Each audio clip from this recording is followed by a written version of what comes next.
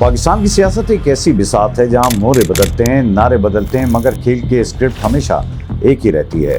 हम चंद साल बाद एक नए हीरो को अपने कंधों पर बिठाते हैं, उसे इक़्तिदार के ऐवानों तक पहुंचाते हैं और फिर वही हीरो एक दिन उसी निज़ाम के हाथों निशाने इबरत बनता है जिसके सहारे वो ऊपर आया था। आजकल के इस दौर में जहां हर जमात का कारकुन अपने लीडर को मासूम और दूसरे को गद्दार समझता है, वहाँ तारीख का ये तजुर्बा आपके होश उड़ा देगा। आज हम पाकिस्तान की तारीख के 3 सबसे बड़े सियासी फेनोमेना यानी जुल्फ़िकार अली भुट्टो, अल्ताफ़ हुसैन और इमरान खान का मवाज़ना करने जा रहे हैं। ये तीनों मुख्तलिफ ज़मानों से हैं, उनके अंदाज अलग थे, लेकिन उरूज, तरीक़ेकार और गलतियाँ और साथ ही साथ अंजाम हैरत अंगेज़ तौर पर एक जैसा है। आगे चलने से पहले आपसे दरख्वास्त करूँगा, चैनल को सब्सक्राइब करें, लाइक करें, शेयर करें, बेल आइकन ज़रूर प्रेस करें और आपकी कीमती राय का हमें हमेशा की तरह इंतज़ार रहेगा। तो चलिए बात शुरू करते हैं। शुरुआत करते हैं पिछली सदी के उस दौर से जब पाकिस्तान एक गहरे बहरान में था। 1960 की दहाई के आखिर में एक नौजवान, खूबरू और पढ़े लिखे वज़ीर ख़ारजा ने सदर अयूब खान से अपने रास्ते जुदा किए। उस शख्स का नाम कुछ और नहीं, जुल्फ़िकार अली भुट्टो था। भुट्टो साहब के पास करिश्मा था, ऑक्सफोर्ड और बर्कले की तालीम थी और सबसे बढ़कर अवाम के जज्बात को पढ़ने का फ़न वो बखूबी जानते थे।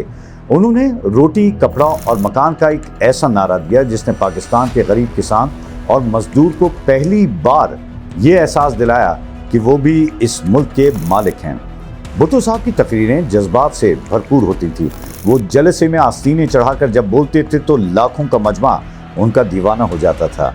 उन्होंने पाकिस्तान को 73 का मुत्तफ़िक़ा आइन दिया, मुल्क को एटमी प्रोग्राम की राह पर डाला और इस्लामी सरबराही कॉन्फ्रेंस करवाकर पाकिस्तान को आलमी सतह पर एक नई पहचान दी। लेकिन उसी उरूज के साथ ही वो अमली नाकामियाँ और गलतियाँ शुरू हुई जिसकी वजह से तारीख में नाम रखने के बावजूद भुट्टो साहब अमली तौर पर एक कामयाब हुक्मरान साबित ना हुए। उनकी सबसे बड़ी गलती बताई जाती है कि वो माशी नाकामी थी जिसे नेशनलाइजेशन की पॉलिसी कहा जाता है। उन्होंने झटके में मुल्क की बड़ी सनतों, बैंकों और तालीमी इदारों को सरकारी तहवील में ले लिया। इसी इश्तराकी तजुर्बे ने पाकिस्तान की तेज़ी से बढ़ती हुई मईशत और सनती तरक्की को कमज़ोर कर दिया। ब्यूरोक्रेसी की करप्शन बढ़ी, सरमायाकार मुल्क से भाग गए। दूसरी बड़ी गलती ताकत को हद से ज़्यादा पर्सनलाइज करना था, सियासी अदम बर्दाश्त भी कहा जाता है। उन्होंने फेडरल सिक्योरिटी फोर्स FSF जैसी मुतवाज़ी फोर्स बनाई जिसका काम सिर्फ और सिर्फ सियासी मुखालिफिन को कुचलना था। कहा जाता है कि बलूचिस्तान में नैब की मुंतखब सूबाई हुकूमत को गिराना और वहाँ मिलिट्री ऑपरेशन शुरू कराना उनका एक ऐसा फैसला था जिसने वफाक को शदीद नुकसान पहुँचाया। जुल्फ़िकार अली भुट्टो साहब ने मजदूरों को हुकूक तो दिए, लेकिन ख़ुद को एक मतलकुल अन्नान जागीरदाराना अंदाज में चलाया। उरूज की इंतहा ये थी कि उन्होंने ख़ुद को निज़ाम से भी बालातर समझ दिया। लेकिन अंजाम ये हुआ कि 1977 में उनके अपने ही मुंतखब करदा आर्मी चीफ जनरल ज़ियाउल हक़ ने उनका तख्ता उलट दिया। 1979 में वो फांसी के फंदे पर झूल गए। कहा जाता है कि इंतहाई मुतनाज़ा फैसला था जिसके हवाले से अभी गुज़िश्ता साल ही एक अदालती फैसला भी आया है जिसमें भुट्टो साहब को करार दिया गया कि उनके खिलाफ जो फैसला हुआ तो वो इंतहाई गलत था। लेकिन भुट्टो साहब का ये दौर हमें पहला सबक देता है कि अवामी मकबूलियत और शानदार तकरीरें उस वक्त तक मुल्क को नहीं चला सकती जब तक आपकी मौशी पॉलिसियाँ और जमहूरी रवैये दुरुस्त ना हों। तो दोस्तों, अब मंजरनामा बदलते हैं और हम पहुँचते हैं 1980 की दहाई के कराची में। सुकूत ढाका के बाद सिंध के शहरी इलाकों बिलखुसूस कराची और हैदराबाद में एक शदीद एहसास महरूमी जन्म ले रहा था। कोटा सिस्टम, नौकरियों की अदम दस्तियाबी और दीगर कौमियतों के साथ बढ़ते असर व रसूख ने मुहाजिर नौजवानों में एक खौफ और गुस्सा सा भर दिया था। ऐसे में कराची यूनिवर्सिटी के एक आम से तालिब इल्म जिसे अल्ताफ़ हुसैन कहा जाता है, उसने एक नई आवाज़ बुलंद की। उन्होंने all Pakistan मुहाजिर student organisation APMSU की बुनियाद रखी जो बाद में MQM बन गई। अल्ताफ़ हुसैन का नारा था कि वो जागीरदारों और वडेरों के खिलाफ गरीब और मुतवस्सित तबके की नुमाइंदगी करते हैं। उनका अंदाज़े बयान बिल्कुल अछूता था। वो मिडिल क्लास की ज़ुबान बोलते थे और जल्द ही वो कराची और हैदराबाद की बिला शिरकत गैर चौधरी बन गए। उन्होंने पिसे हुए उर्दू बोलने वाले तबके को एक मजबूत शनाख्त दी। उन्हें एहसास दिलाया कि वो लावारिस नहीं हैं और ये उनकी सियासत का सबसे बड़ा उरूज था। لیکن کیا کیجیے کہ وقت کے ساتھ ساتھ یہ عروج ایک ہولناک تنظیمی جبر میں تبدیل ہو گیا۔ الطاف حسین کی سیاست کا سب سے بڑا المیہ سیاست کا مافیا اسٹائل کہلایا جاتا ہے۔ ایک سیاسی جماعت آہستہ آہستہ ایک ایسی کارپوریٹ مافیا کی شکل اختیار کر گئی جہاں پورا کا پورا شہر خوف کے سائے میں جینے لگا۔ پرچی سسٹم ہو، جبری فطرہ ہو، زبردستی کھانے جمع کرنا ہو اور شہر کے تاجروں سے بھتہ خوری تک متحدہ قومی موومنٹ کا باقاعدہ معاشی ماڈل بن گیا۔ کراچی اور حیدرآباد جو کہ ملک کے معاشی انجن تھے، آئے روز ہڑتالوں اور شٹ ڈاؤن کی وجہ سے مفلوج ہونے لگے۔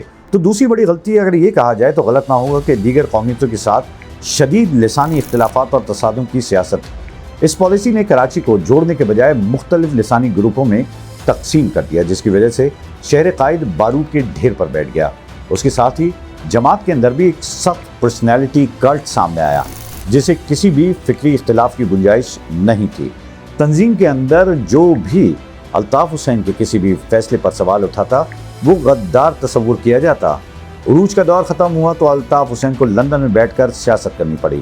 بالآخر اگست 2016 کی ایک ریاست مخالف تقریر کے بعد ان کی اپنی ہی جماعت نے ان سے لا تعلقی کا اعلان کر دیا، اور وہ شہر جو کبھی ان کے ایک اشارے پر بند ہوا کرتا تھا ان کے لیے ہمیشہ کے لیے بند ہوتا دکھائی دیتا ہے۔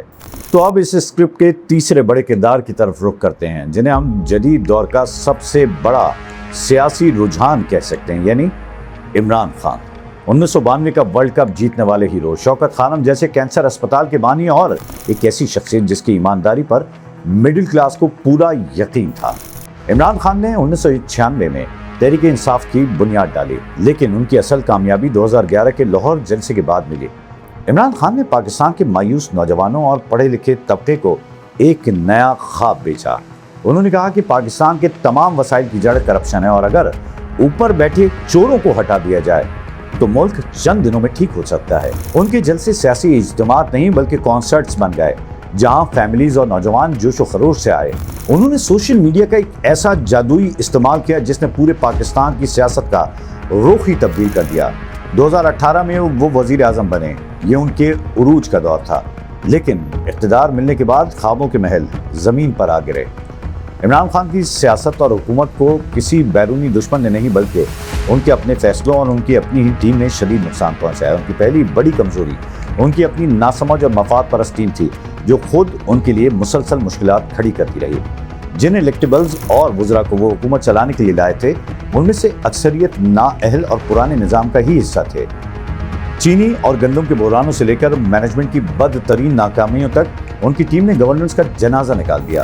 حد تو یہ ہے کہ پنجاب جیسے 70% پاکستان پر عثمان بزدار جیسے ناتجربہ کار شخص کو مسلط کرنا ان کی سیاست کا سب سے بڑا بلنڈر کہا جاتا ہے، جس نے تحریک انصاف کے پورے سیاسی گراف کو نیچے گرا دیا۔ اس کے ساتھ ہی ان کی سیاست کا ایک اور انتہائی متنازع اور تاریک پہلو کہا جاتا ہے وہ ان کی اہلیہ جن کا نام بشرا بی بی ہے۔ ان کا حد سے بڑا ہوا سیاسی اور انتظامی اثر و رسوخ بتایا جاتا ہے۔ ایک ایسا لیڈر جو میرٹ اور شفافیت کے دعوے کرتا تھا۔ اس کی حکومت میں بیوروکریسی کے تبادلے، اہم تعیناتیاں اور سیاسی فیصلے مبین طور پر بنی گالا کی بند دیواروں کے پیچھے عقیدت اور توہم پرستی کی بنیاد پر ہونے لگے۔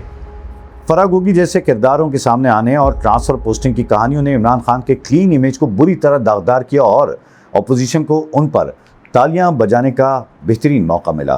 وہ پارلیمنٹ کو چلانے میں ناکام رہے، اپوزیشن کے ساتھ کسی بھی قسم کی ورکنگ ریلیشن شپ سے انکار کرتے دکھائی دیے، اور پھر وہی ہوا جو پہلے دو لیڈروں کے ساتھ ہوا تھا۔ اپریل 2022 میں تحریک عدم اعتماد کے ذریعے انہیں اقتدار سے الگ ہونا پڑا، جس کے بعد انہوں نے اسی اسٹیبلشمنٹ کے خلاف ایک سخت بیانیہ اختیار کیا جس کے کندھوں پر بیٹھ کر وہ اقتدار میں آئے تھے۔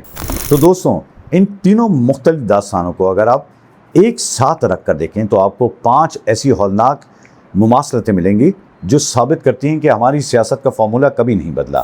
سب سے پہلی سملیرٹی یہ ہے کہ ان تینوں لیڈروں نے اپنی ذات کو تحریک بنا دیا۔ جماعتیں نظریات پر چلتی ہیں، افراد پر نہیں۔ جب لیڈر گرتا ہے تو پوری کی پوری جماعت بکھر جاتی ہے۔ دوسری مماثلت سیاسی عدم برداشت ہے۔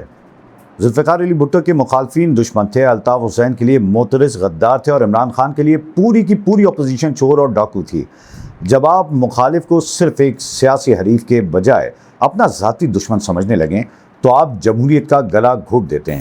تو دوستو ان تینوں میں تیسری سملیرٹی یہ تھی کہ انہوں نے اپنے سپورٹرز کو شہری بنانے کے بجائے عقیدت مند بنا ڈالا۔ ایک شہری اپنے لیڈر کی اچھائی پر تالی بجاتا ہے اور برائی پر سوال کرتا ہے، جبکہ ایک عقیدت مند اپنے لیڈر کی ہر غلطی کا دفاع کرتا ہے۔ تو چوتھی سملیرٹی مسائل کا انتہائی آسان حل بیچنا ہے۔ بھٹو صاحب نے کہا انڈسٹریز سرکاری کر لو، سب ٹھیک ہو جائے گا۔ الطاف حسین نے کہا لسانی حقوق لے لو، سب ٹھیک ہو جائے گا۔ تو عمران خان نے کہا کہ کرپشن ختم کر دو، 100 دن میں دودھ کی نہریں بہنے لگیں گی۔ معیشت، خارجہ پالیسی اور اندرونی سیکیورٹی ایسے جذباتی نعروں سے نہیں بلکہ ٹھوس پالیسیوں سے چلتے ہیں۔ تو دوستوں ان میں پانچویں جو سملیرٹی ہے وہ ہے بلیم گیم، یعنی اپنی ناکامی کا ملبہ ہمیشہ دوسروں پر ڈالنا، کبھی اسٹیبلشمنٹ، کبھی بیرونی سازش، کبھی میڈیا اور کبھی عدلیہ پر الزام دھر دینا۔ ان تینوں رہنماؤں نے کبھی بھی کھل کر اپنی غلطیوں کا اعتراف نہیں کیا، جو ان کا بہت بڑا قصور ہے۔ یہاں ایک سوال پیدا ہوتا ہے کہ ہم بطور قوم بار بار ان جذباتی نعروں کے جال میں کیوں پھنس جاتے ہیں؟ اس کا جواب بہت ہی سادہ ہے۔ ہماری قوم پچھلے کئی دہائیوں سے معاشی بدحالی، ناانصافی اور بنیادی سہولیات کے عدم دستیابی کا شکار ہے۔ جب ایک انسان بہت زیادہ پریشان اور تھکا ہوا ہو تو وہ 50 صفحات کا معاشی پالیسی پیپر پڑھنے کے بجائے کسی ایسے نجات دہندہ یا مسیحا کی تلاش میں نکل پڑتا ہے جو اسٹیج پر آ کر اس کے جذبات کے مطابق لچھے دار تقریریں کر سکے۔ ہم پالیسی کے بجائے پرسنالٹی کے پیچھے بھاگتے ہیں۔ ہم بھول جاتے ہیں کہ کوئی بھی بڑا جلسہ کسی لیڈر کی صلاحیت کا ثبوت نہیں ہوتا۔ سوشل میڈیا کا کوئی وائرل کلپ ملک کی ویژن نہیں ہوتا۔ انگریزی میں شاندار تقریریں کرنا عقل مندی کی ضمانت نہیں ہوتا۔ ملک صرف محبت یا نفرت سے نہیں چلتے، ملک ہمیشہ اداروں کی مضبوطی، آئین کی بالادستی، قانون کی یکساں اطلاق اور معاشی تسلسل سے چلتے ہیں۔ اگر آج بھی ہم نے تاریخ کے ان ابواب سے کوئی سبق نہ سیکھا تو یقین جانیے کل کوئی نیا چہرہ سامنے آئے گا، وہ ایک نیا پرکشش نعرہ لگائے گا، ایک نیا ترانہ بنے گا، سوشل میڈیا پر ایک نئی برانڈنگ ہوگی اور ہم ایک بار پھر اس کے پیچھے دیوانہ وار چل پڑیں گے، جس کا انجام پچھلی کہانیوں سے بالکل بھی مختلف نہیں ہوگا۔ اس لیے اب وقت آ گیا ہے کہ ہم جاگ جائیں، اپنے پسندیدہ لیڈر سے محبت ضرور کریں لیکن اپنی آنکھیں بند نہ کریں، اپنی پارٹی کو ووٹ ضرور دیں لیکن اس کی کارکردگی پر سوال ضرور کریں، نعرہ ضرور سنیں لیکن اس نعرے کو پورا کرنے کا ڈیٹا اور روڈ میپ بھی مانگیں، کیونکہ یہ ملک کسی ایک شخص، ایک خاندان یا ایک جماعت کا نہیں ہے۔ یہ ملک، اس میں رہنے والے کروڑوں عوام کا ہے، اور ملک ہمیشہ افراد سے بڑا ہوتا ہے۔ جو قومیں اپنے لیڈروں کو خدا کا درجہ دے دیتی ہیں وہ اصل میں اپنے مستقبل کو ہمیشہ کے لیے غلام بنا دیتی ہیں۔ اب فیصلہ آپ کے ہاتھ میں ہے کہ آپ کو اپنی سیاست جذبات کے سہارے چلانی ہے یا شعور کے ساتھ۔ اسی سوال کے ساتھ مجھے اجازت دیجیے، اپنا بہت خیال رکھیے گا۔ اگلے پروگرام تک کے لیے پاکستان زندہ باد۔